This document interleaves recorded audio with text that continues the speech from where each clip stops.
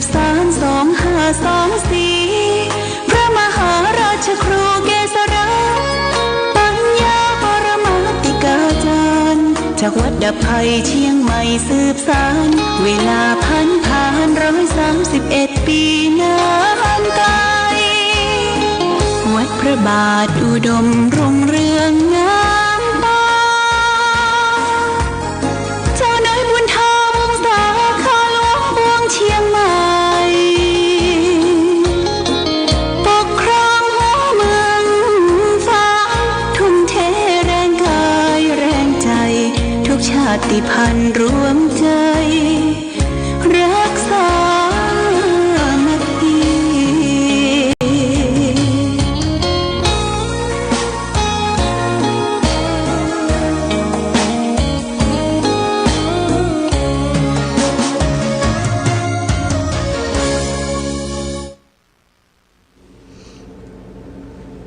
เจริญสุขศรัทธาสาธุชนญาติโยมท่านพุทธบริษัททั้งหลายวันนี้รายการธรรมประทีปส่องต่างก็ได้มาพบปะกับพ่อแม่พี่น้องศรัทธาสาธุชนญาติโยมแห่งครั้งหนึ่งวันนี้เป็นวันจันทร์ที่20เดือนมกราคมพุทธศักราช2568ซึ่งตรงกับเดือนอ้ายใต้เดือน4เหนือแรม7ค่ำญาติโยมวันนี้เป็นวันแรม7ค่ำของเดือน4เหนือวันพรุ่งนี้เป็นวันอังคารเป็นวันพระวันศีลก็วันศีลครั้งคราวใดก็ญาติโยมท่านสาธุชนได้รับรู้และสนใจว่าวันนี้เป็นวันพระวันศีลเราชาวพุทธทั้งหลายก็สำนึกในหน้าที่ลึกถึงพระพุทธพระธรรมพระสงฆ์ได้การไหว้พระสวดมนต์ทั้งเช้าทั้งเย็นนี่เป็นกิจวัตรกิจกรรมของเราชาวพุทธทั้งหลายทานรักษาศีลปั่มเพ็งเจริญสมาธิภาวนาแต่วันนี้ญาติโยมเสียงทั้งหลายที่ตึงตั้งที่ใกล้วัดพระพุทธบาทอุดมก็คงจะเงียบสงัดเพราะว่างานฤดูหนาวตะวานี้งานกาชาติกิ่งกาชาติของอำเภอฝางก็จบสิ้นลงเป็นงานลื่นเริงบันเทิงสำหรับญาติโยมท่านสาธุชนได้มามาทัศนศึกษามาลื่นเริงบันเทิงต่างๆจบสิ้นลงตั้งแต่วันที่11ตั้งที่10มาถึงวันที่19นะอันนี้ก็เรียบร้อยไปก็เพิ่นจะมีที่อื่นเนาะเพิ่นก็ต่อกันไป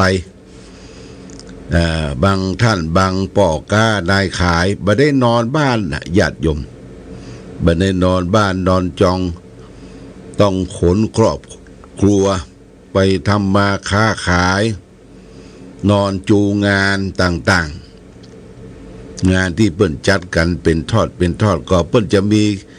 โปรแกรมไว้นี่งานลื่นเริงบันเทิงงานกาชาติอำเภอฝางเสร็จเรียบร้อยจะไปงานที่อื่นก็จะต้องเดินทางคนเฮาก็เหมือนกับนกกับดูญาติโยมตื่นขึ้นมา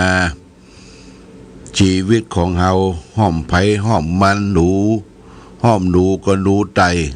ห้อมในก็ในเตียวเสาะว่าหากินแต่ละขั้นแต่ละคนเพื่อจะได้เอาไว้เงินทองใช้จ่ายในครอบครัวในชีวิตส่งลูกส่งเต้าหรือได้ร่ำเรียนศึกษาบั้นปลายชีวิตก็จะมีเก็บนะคือเฮาหาได้ต้องเก็บไว้เพื่อเจ็บเพื่อไข้เพื่อป่วย เพื่อร่างกายของเราทำงานบ่ได้ในบั้นปลายเราก็อาศัยเงินดอกเงินผลที่มีอยู่นั้นมาใช้จ่ายในชีวิตประจำวันโดยการช่วยเหลือโดยการฮือทานรักษาศีลปั้มเพ็งเจริญภาวนาต้องวางแผนนะญาติโยมวางแผนครอบครัวของแต่ละท่านแต่ละคนไว้จะไปกินง่ายใจโอยจะไปกินขว้างโบะขว้างบะบางท่านบางคนค้าขายมาบ้านปลายชีวิตก็อาศัยของเก่าของเดิมของเก่าของเดิมนะเป็นดอกเป็นผลกำไรเงินฝากก็ไม่ใช้จ่ายในชีวิตประจำวันของตนเองเขาจะไปหวังเปิ้งลูกเปิ้งเต้าหวังปี้หวังเปิ้งคนอื่นเขานั่นมันไกลอยู่หวังปี้ก็เจ็บต้องหวังน้องก็เจ็บใจเขาจะไปหวังไผ่ถ้าบอกเปิ้งตัวเองต้องเปิ้งตัวเองตัวเก่าคนเราต้องมีทรัพย์สินนะญาติโยมมีทรัพย์สินอย่างโบราณเปิ้นบอกว่าขอนบะมีเฮ็ดมามีไผ่เตียวไปใจคนที่บ่มีปัจจัยเงินทองก็ไม่มีไผ่มาเอวมาแหวงหาอุ้มชูนี่สำคัญนะญาติโยมก่อนโบราณที่เขาไปเก็บเฮ็ดเก็บหอนก็เข้าในแพะในป่าเฮ็ดลมเฮ็ดขาวออกดำในป่าขอนที่ล้มก้นลงมามันเป็นไม้พวกอย่างพวกขอนเฮ็ดมันก็ออกถ้ามีขอนมีเฮ็ดก็ขอนมีเฮ็ดบ่มีเฮ็ดไผก็บ่ย่ำไปละเพราะฉะนั้นญาติโยมท่านสาธุชนคือพ่อแม่ศรัทธาถ้าเฮาบ่มีหยังฮื้อเขานะมันมีที่หวังอุ่นใจก็ไผบ่มาใจมาพ่อมาก่อยนอกจากว่าลูกหลานเด่นที่มีความฮักมีความกตัญญูกตเวทิตาต่อพ่อต่อแม่ต่อปู่อุ้ยแม่อุ้ยมาเอี่ยวมาแหวงเป็นกู้เป็นกิมมาเนี่ยหำตำสู่อาหารการกินเลี้ยงพ่อเลี้ยงแม่เลี้ยงปู่อุ้ยแม่อุ้ยนี่มันเป็นสิ่งที่ดีแต่ว่าก็หายากอยู่เพราะว่าสมัยปัจจุบันนี่ญาติโยมเขาจะมาอยู่กันเป็นกลุ่มเป็นก้อนโพเนี่ยในบ้านในจองมันก็บอกให้จะมีละต่างคนก็แยกย้ายกันไปเสาะการเสาะงานทำการทำงานของไผ่ของมันแต่เขาจะเนี่ยยำตำสู่นี่ก็อาศัยสองเท่าอาศัยพ่ออาศัยแม่อยู่กันไปแต่ต้องมีเงินทุนนะญาติโยมต้องมีเงินทุนมาใช้จ่ายในชีวิตประจำวันถ้าลูกเต้าเข้าปั้นมีความกตัญญูกตเวทิตาก็เป็นสิ่งที่ดีนะสิ่งที่ดีพระพุทธเจ้าสรรเสริญว่าลูกเต้าทุกผู้ทุกคนมีความรักมีความกตัญญูต่อพ่อต่อแม่นะเป็นบุตรที่ดีเป็นหลานที่ดีเป็นเลนที่ดีพุทธเจ้าตรัสว่านิมิตตังสาธุรูปานังกตัญญูกตเวทิตาความกตัญญูกตเวทิตาเป็นนิมิตเป็นเครื่องหมายของคนดีญาติโยมอันนี้ฝากไว้คือเป็นข้อคิดว่าคนเฮาตื่นขึ้นมาก็ทำหน้าที่ของไผของมันเท่าที่ทำได้นะญาติโยมถ้าทำบ่ได้จิตใจไปเป็นห่วงจิตใจไปจะทำนั่นทำนี่มันทำบ่ได้นี่มันก็อย่าไปเนี่ยอย่าไปทำอย่าไปคิดนักคนเฮาตกอยู่ในภาวะที่เป็นคนคิดนักคิดตึกแล้วมันจะฟุ้งซ่านรำคาญใจก็จะแตกใจแตกและใจบ่มีสมาธิบ่มีความตั้งมั่นเฮาก็หมดความสุขนะญาติโยมหมดความสุขของคนเฮาตึงวันลีอยู่ที่ความสุขกายและก็สุขใจสุขกายร่างกายสมบูรณ์บ่มีโรคภัยไข้เจ็บอันใดเข้ามาเบียดเบียนสุขใจภัยก็บ่มาขี้ใจมีใจหลิ่งน้อมมีสมาธิมีความตั้งมั่น เอาพระพุทธพระธรรมพระสงฆ์เป็นสรณะเป็นที่เปิ้งเนี่ยลักษณะของชาวพุทธเรามีความสุขกายและสุขใจญาติโยมนะวันนี้วันที่20วันพุธวันที่21วันที่21เนี่ยตั้งแต่9 โมงไปอาตมาก็พร้อมโดยคณะซึ่งประกอบด้วยทุเจ้าหลายตนจะได้เดินทางไปประเทศอินเดียญาติโยมประเทศอินเดียก็วันพรุ่งนี้เดินทางไปขึ้นเครื่องบินที่สนามบินแม่ฟ้าหลวงสนามบินเจียงไฮ้นะสนามบินเจียงไฮ้แล้วก็ไปลงที่สนามบินดอนเมืองจากดอนเมืองแล้วก็ไปพักใกล้ๆสนามบินสุวรรณภูมิวันฮือหม้อเจ้าวันฮือหม้อเจ้า6 โมงเจ้าก็ไปจุ่มกันที่สนามบินสุวรรณภูมิและ9 โมงนี่ก็จะบินละบินไปที่ประเทศอินเดียไปลงที่พุทธคยาก่อนพุทธคยาใกล้ๆที่พระพุทธเจ้าตรัสรู้ธรรมไปลงที่พุทธคยาก็มีหลายตนหลายองค์มีเจ้าคณะอำเภอชัยประการแล้วก็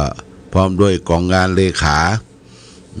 กองงานเลขาของอำเภอฝางหลายตนหลายรูปไปด้วยกันเป็นจะได้ต้องไปอินเดียญาติโยมอันนี้บ่ได้จัดเองทางทัวร์ของคุณจรูนทัวร์เนี่ยนะมหาจรูนจันทมาลัยได้จัด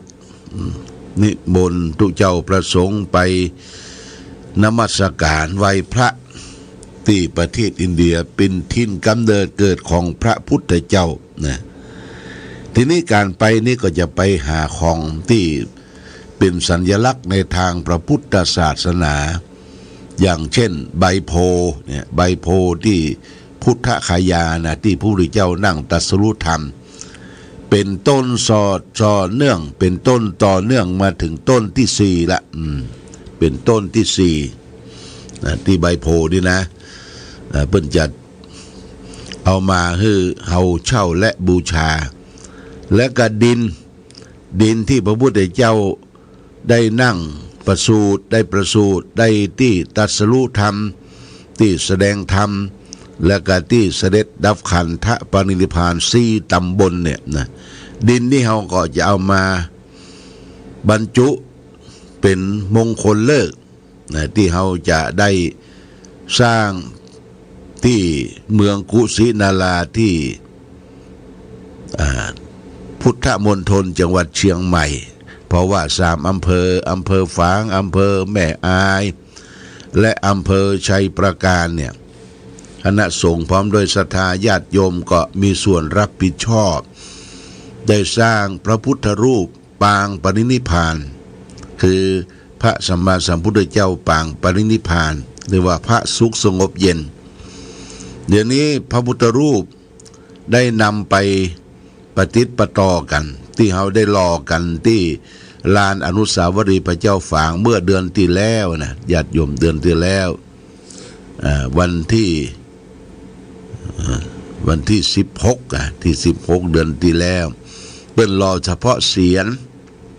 เฉพาะหัวเฉพาะเสียรนี่เสร็จเรียบร้อยและช่างบุรวัฒนาช่างป้อมที่อยู่แม่ปูคาเหนือเปิ้นก็เอารถเข็นยกไปต่อเป็นรูปเป็นองค์ปางนอนปางปรินิพพานที่โรงงานก็คิดว่าจะเสร็จเนี่ยเดือนกุมภาพันธ์นี่เสร็จเรียบร้อยแล้วนะญาติโยมส่วนที่ว่าตะวาก็ได้พบปะกันอู้กันระหว่างเจ้าคณะอำเภอฝางแม่อายชัยประการที่ปรึกษาเจ้าคณะภาค7ท่านเจ้าคุณวัดพระธาตุเฉลิมพระเกียรติก็บอกว่าเมื่อเฮารอเสร็จที่ตั้งที่ประทับองค์พระนอนเนี่ยยังบ่ได้แปลงเตื้อเราก็ใจเย็นๆจะไปฟ้องเอาไปก็ได้ข้อคิดญาติโยมเอาไปแล้วบ่มีที่นอนของท่านเขาก็ต้องสร้างอาคารที่นอนที่พัก แล้วก็สร้างเจดีย์ที่บรรจุพระบรมสารีริกธาตุที่พุทธคยาเมืองบ้านโพกเสืออำเภอดอยหล่อก่อนเสร็จแล้วพร้อมพร้อมเมื่อใดเขาก็จะได้ยกไปทีแรกอาตมาก็บอกว่าอยากจะให้ไปวางศิลาฤกษ์ในวันที่5 มีนาคมแต่ต้องดูก่อนถ้าพร้อมถ้าพร้อมเขาก็ต้องอยู่ดูไปเป็นระยะอันนี้ก็แจ้งญาติโยมท่านสาธุชนทั้งหลายสำหรับเขาจะไปเสาะของที่เป็นเกี่ยวเนื่องกับพระสัมมาสัมพุทธเจ้าที่หันชัดๆก็คือใบโพเนี่ยญาติโยมนะใบโพเนี่ยต้นสีมหาโพธิ์เป็นต้นที่4ละหล่นลงมาเปิ้นก็เก็บใบโพแล้วก็เปิ้นเอาใบนั้นหรือไปต้มไปมักนะเหลือก็ตั้งแช่มันสวยจดงดงามแล้วก็จะได้มาทำเป็นกรอบใบโพพุทธคยาพ่อแม่พี่น้องได้บูชากันและเป็นเจ้าภาพกันแล้วก็ได้เงินปัจจัยส่วนนั้นก็จะไปสร้างอาคารสำหรับองค์พระนั้นมันปัจจัยมันกุ้มละญาติโยมนะจัดใจเป็นกุ้มละ1,000,000 กว่าบาทที่กุ้มละแต่ว่าอาคารที่พักที่นอนที่ประทับของพระสัมมาสัมพุทธเจ้าพระสุขสงบเย็นนี่มันยังไม่ได้สร้างและแปลงเราก็ต้องเตรียมสถานที่หั่นก่อนแล้วก็จะได้อาราธนาอัญเชิญพระสัมมาสัมพุทธเจ้าได้ไปประทับนอนที่หั่นบรรลุละเป็นสุดท้ายเป็นเมืองกุสินาราแห่งประเทศไทยที่พุทธมณฑลเชียงใหม่อันนี้ก็แจ้งญาติโยมว่าตั้งแต่วันที่22เป็นต้นไปทางสถานีวิทยุชุมชนคณะสงฆ์อำเภอฝางเฮาก็จะมีการฟังเทปฟังหยังแล้วก็บางทีท่านเจริญวัดพระธาตุศรีมหาโพธิ์พระเจ้าหลวงก็จะได้มาออกรายการแตนจัดการแตนปิกมาถึงบ้านเฮาก็วันที่29นี่ก็มาถึงอำเภอฝางและวันที่28 29 30นี่ก็เป็นการเข้ากรรมปฏิบัติธรรมณที่วัดโสพนารามห้วยงูในที่เข้ากรรมปฏิบัติธรรมนั้นมันเกี่ยวเนื่องกันว่าทางคณะสงฆ์ขึ้น4ข่าวในญาติโยมโดยการนำของนั่นท่านอาจารย์พระครูอภิวัตรวัฒนวิกรมจากปุ่นดอยหล่อเปิ้นก็จะมาเป็นประธานจัดงานและครูบาอาจารย์หลายรูปท่านมหาสมชาติจากอำเภอลำปางเมืองลำปางก็จะมาประชาสัมพันธ์ช่วยกันเพราะที่บ้านห้วยงูในนั้น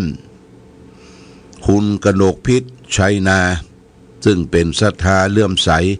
ในทางพระพุทธศาสนาพร้อมด้วยศรัทธาเจ้าอาวาสวัดห้วยงูในก็ว่าจะร่วมกันปฏิสังขรณ์เจดีย์นั้นก็เปิ้นสร้างมาหลายปีแต่รูปทรงแบบอย่างมันจะต้องปรับปรุงคือมันตันกับล้านนาแบบศิลปะด้านนาเฮาเปิ้นก็จะได้ปรับปรุงจะต้องหาทุนก่อนการที่เฮาเข้ากรรมปฏิบัติธรรมก็เปิ้นจะตั้งกันไว้เป็นกันผ้าป่าเป็นต้นผ้าป่าไปจะไปให้ไปง้อมไปร่วมทำบุญตักบาตรก็ตั้งแต่เจ้าวันที่29 30 31นี่เปิ้นจะออกกรรม31 มกราคมปลายเดือนนี้อาตมาภาพก็คงจะได้ไปร่วมวันที่30 31 2 วันเพราะว่าที่29ได้เดินทางมาถึงเมืองฝางจากประเทศอินเดียเพราะฉะนั้นเชิญชวนญาติโยมท่านสาธุชนนะทั้งหลายร่วมด้วยช่วยกันไปเอี่ยวไปแวงดูเหมือนว่าคณะชมรมผู้ปฏิบัติธรรมประจำวันเสาร์แม่จงดีเชื้อกันทาพร้อมโดยคณะก็จะไปเลี้ยงกาแฟเลี้ยงขนมปิ้ง วันเจ้าวันที่31เจ้าวันที่30นะเจ้าวันที่30วันที่31นี้เพื่อจะออกกรรมละก็เชิญชวนร่วมด้วยช่วยกันนี่ก็แจ้งงานบุญงานกุศลคือศรัทธาญาติโยมท่านสาธุชนทั้งหลายได้รับทราบที่วัดโสภนารามห้วยงูในวัดเปิ้นก็กว้างขวางมีสวนป่ามีที่ป่าสำหรับปักกฎของตุเจ้าประสงค์ก็อาราธนาตุเจ้าประสงค์ในเขตตำบลสันทรายได้ไปเป็นเก้าเป็นกันร่วมกันแล้วก็นอกจากนั้นก็มีพระสงฆ์ขึ้นสีขาว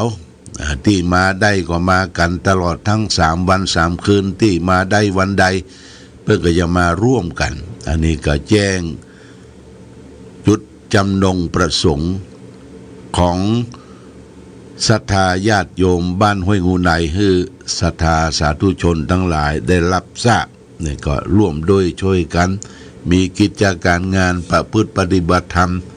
มีการกินการต้านเฮาก็ลิงลู่ช่วยกันแต่ว่านี่เปิ้นจัดงานปุ้นทำบุญอายุวัฒนมงคลตุลุงแดงพระครูชลทานพิทักษ์วัดแม่ห้องไควัดแม่ห้องไคดอยสะเก็ดก็ได้ทราบว่าคุณกนกพิชัยนาก็ไปร่วมกับเปิ้น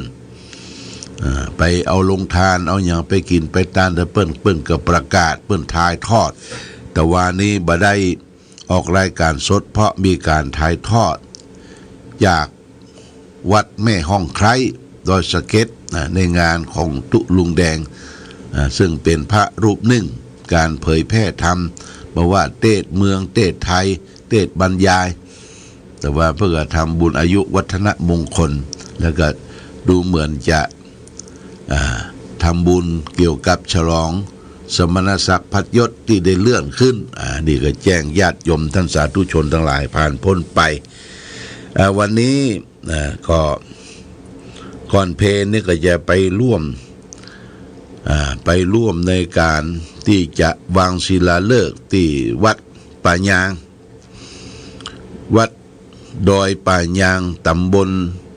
แม่คาบนแม่คาแล้วก็วันพุธไปจะวางศิลาฤกษ์ดูมันจะวันพุธวันหือนี่บ่ได้ไปก็ไปวันนี้นี่พุธก็วันนี้ก็เตรียมเนื้อเตรียมตัววันพุธเดินทางญาติโยมเดินทางไปพักแรมที่ปุ้นที่กรุงเทพแล้วก็วันฮือเมื่อเจ้าวันที่เช้าสองนี่ก็เดินทางจากสุวรรณภูมิสนามบินสุวรรณภูมิไปสู่ที่เมืองขยาประเทศอินเดียนะญาติโยมก็ต้องขอบคุณอนุโมทนากับผู้ใจบุญที่ได้ถวายปัจจัยให้ไปร่วมทำบุญโดยก็คือมีร้านจินตนาพรห้างหุ้นส่วนจำกัดจินตนาพรคุณจินตนาณรำพูนได้บริจาคร่วมเดินทาง 5,000 บาทคุณกนกพิชัยนาร่วมบริจาคค่าภาชนะเดินทางร่วมทำบุญ 1,000 บาทแล้วก็มีท่านหลวงพ่อพระครูอดุลธรรมโสภิต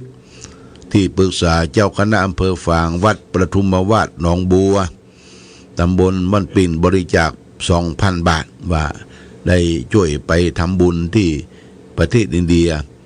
การทำบุญที่ประเทศอินเดียนั้นก็ทำบุญ4 ตำบลเนี่ยญาติโยมนะเพราะว่าประสูติที่ตรัสรู้ที่แสดงธรรมที่เสด็จดับขันธปรินิพพานบางทีมันมีมูลนิธิที่หันญาติโยมมูลนิธิที่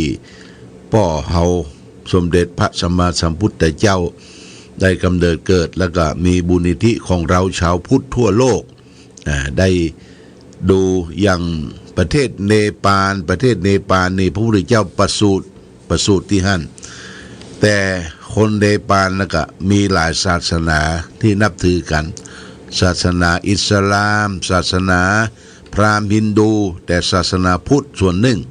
แต่บรรนักเก่ากับศาสนาอื่นก็ที่จะดูแลความสะอาดสะอ้านดูแลการต้อนรับดูแลสถานที่นี่ก็เป็นหน้าที่ของเราชาวพุทธที่จะตั้งเป็นกองทุนมูลนิธิขึ้นในประเทศอินเดีย หลายประเทศที่เปิ้นได้ไปสร้างวัดสร้างวาประเทศไทยนี่เป็นประเทศแรกไปสร้างวัดที่ลุมพินีที่พุทธคายาที่พระพุทธเจ้าเสด็จดับผ่านเมืองกุสินารามีทุกที่ไปสร้างวัดไทยแล้วก็ประเทศพม่าประเทศญี่ปุ่นประเทศเขมรเนี่ยก็มีวัดมีวัดที่อินเดียหลายวัดเขาก็ได้ไปร่วมด้วยช่วยกันมีตุเจ้าประสงค์ประจำอยู่ที่ปุ้นได้ไปเฝ้าพระพุทธพระธรรมประสงค์ได้สักการะบูชาอันนี้ก็แจ้งญาติโยมท่านสาธุชนโมทนาสาธุเนอะที่ได้ร่วมกินร่วมทานไปทำบุญส่วนทานที่ประเทศอินเดียขอโมทนาสาธุทุกท่านให้ได้มีความสุขความเจริญเหมือนกันจู้ผู้จู้คนเอาละวันนี้รายการธรรมะประทีปส่องต่างได้มาพบศรัทธาญาติโยมท่านสาธุชนทั้งหลายวันพรุ่งนี้ยังมีวันเนี่ยภาคเจ้ายังอยู่ก็มาพบกับท่านทั้งหลายตอนเจ้า9 โมงป่ายก็จะได้เดินทางละขอความผาสุขความเจริญความมีธรรมจงมีแก่ศรัทธาญาติโยมท่านสาธุชนทั้งหลายมาณโอกาสนี้รายการธรรมะประทีปส่องต่างต้องขอลาก่อนขอผู้ฟังจงตั้งมั่นจิตหันษาด้วยธรรมะขององค์พระพุทธาได้นำพาให้เกิดความสุขสงบเย็นขอเจริญพร